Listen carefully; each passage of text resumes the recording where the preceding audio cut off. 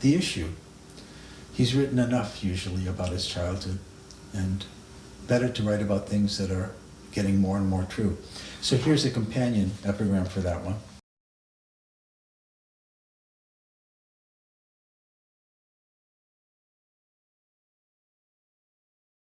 Sometimes I'm just entranced with words and with their sounds, or I notice something about a word that I didn't notice before. Here's one.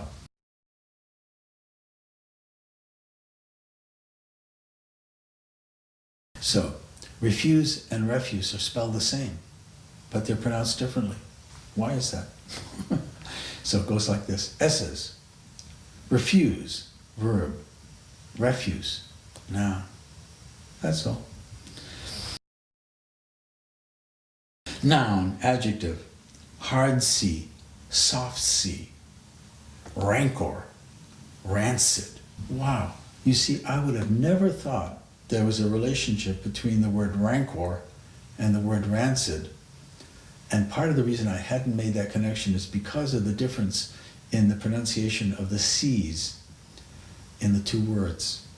Noun, adjective, hard C, soft C, rancor, rancid. Well, to think of rancor and rancid together for me illuminates both words. Yeah, maybe for you too. Here's one.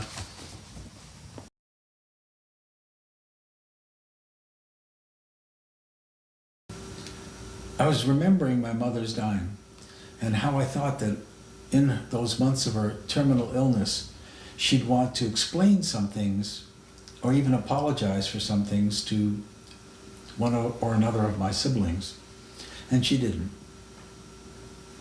And in my story about her in that period, I have her responding to what I'm writing, talking from the other side of the grave, criticizing my interpretation. I give my mother the last word. So that led me to this epigram. The dead, invisible, but not inaudible. And I'd like to think my mom would like this one a lot. Who is your mother?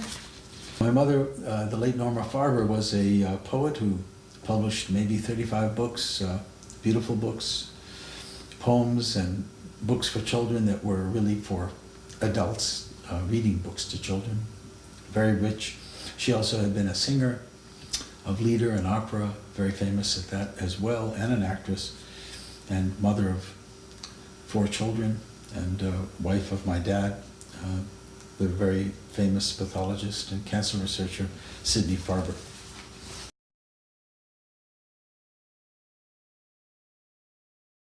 Here in my study, you know, I try to keep books that will provoke me when I'm writing the epigrams close at hand.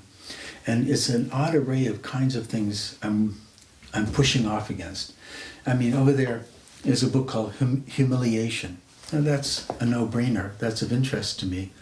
When I first see a reference to a book with that title, I want to know what are the components of that emotion when we feel humiliated. What's really going on?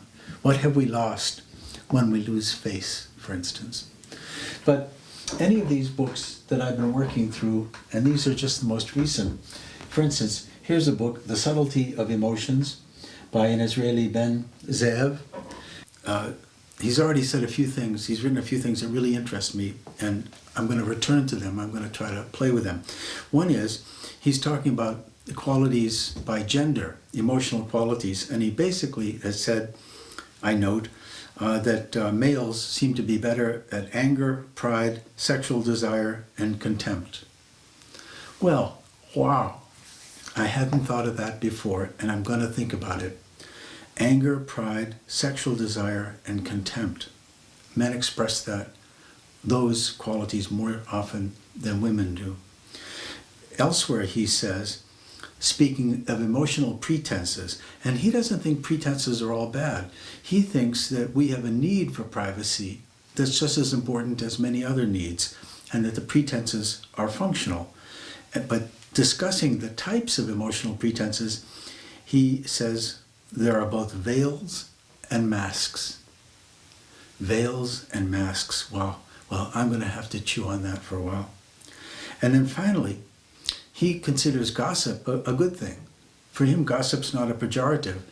And he says the root of the word is not negative, but I have to look it up. So that's my next task, is to see if he's right. But all three of these ideas, as I am scanning his book, I'm looking not just to read for pleasure, but to find things to provoke me. And like those words, veil and mask, that's just not a distinction I could have come up with on my own. And I hope to take it further, or to test it, and maybe get an epigram out of that. There's a book here called On Kissing, and it probably helped provoke me toward my epigram about French kissing, just to think about kissing. Here's Montaigne, the French writer, and he was so good at talking about his own nature and the nature of others. Or a more contemporary writer, where did he go? Yes, Adam Phillips.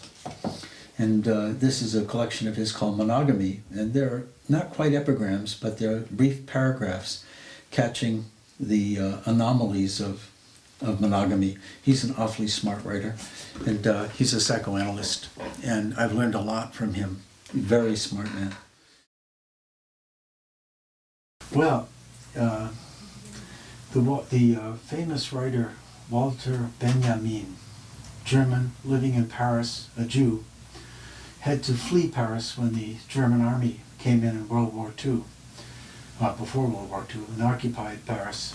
And he had to leave his library behind. And that's always made me very nervous, the idea of that, because these books they're not treasure in financial terms. They're treasure in terms of my thinking and how I got where I was going. And these are the tracks of my tears. So this is the epigram section, and there's some treasures here.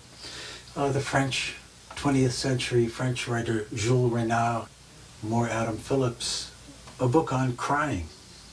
Well, what are tears, exactly? Edmond Jabez, that Egyptian Jew I spoke of, who lived in France, his famous book, The Book of Questions. Machiavelli, that amazing student of political behavior. Martial, the ancient Roman and a great epigrammist. Lichtenberg, the German who wrote this wonderful epigram. Someone had irritated him, and with a review of something he wrote, and he said, a book is a kind of a mirror. When a monkey looks in, an apostle does not look back out. Oh, books on lying, which is something we do quite a bit of. It seems to be part of our necessary nature. Malice, the tyranny of malice. And then below, books on dying and death.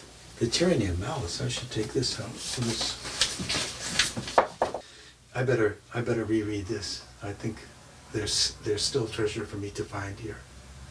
Okay, here's Guido Serenetti, Italian doctor. This book is The Silence of the Body. Essentially, I'm paraphrasing him, that when you perform cunnilingus on a man, you have to be careful because you're immersing yourself in the pure female principle so industriously that you may lose sight of the individual on whom you're performing the act. Now, I've read a lot, and I don't think I've ever heard anyone make that point before. And it made me laugh, and yet it also was very wise. Here's another of my favorites, Malcolm de Chazal, Way Out There. And one of a kind. That's what I love. Some of the epigramists are just way out there, eccentric, a solitary voice. And it's just amazing to me what they come up with. And I like to track them and then be in a conversation with them. All writing is a conversation. And with these epigramists, clearly I'm reading them, and whether immediately or later, they're provoking me into a kind of response. And it's that back and forth that's such a richness. No writer creates the language by himself, and no writer creates a story without having read and heard so many other stories before.